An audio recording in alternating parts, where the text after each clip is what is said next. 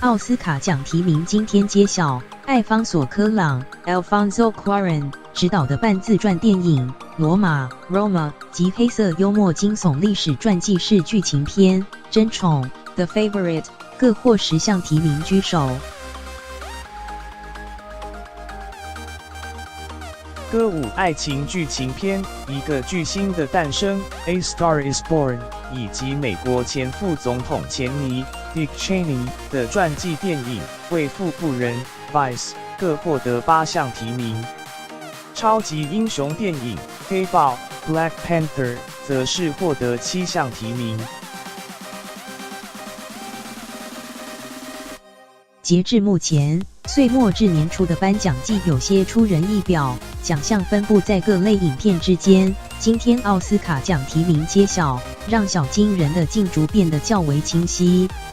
罗马一片在奥斯卡奖提名大获全胜，对于投资者影音串流巨擘网飞 Netflix 而言，可说是历史性的新流。这是网飞影片首次获得最佳影片提名。诸如最佳导演和最佳女主角等其他重要提名也是首次获得。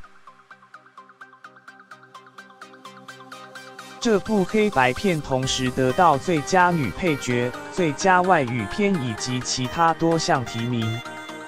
不过，《争宠》一片有些出人意表。奥利威亚·科尔曼 （Olivia Colman） 入围最佳女主角奖，艾玛·史东 （Emma Stone）和瑞秋·怀兹 （Rachel Weisz） 入围最佳女配角奖，几乎都在意料之中，但入围最佳影片奖却是令人跌破眼镜。争宠一片的导演由格兰西莫 （Yorgos Lanthimos） 获得最佳导演奖提名，但在一个巨星的诞生一片出指导演统的布莱德利·库珀 （Bradley Cooper）并未获得最佳导演奖提名，令人感到意外。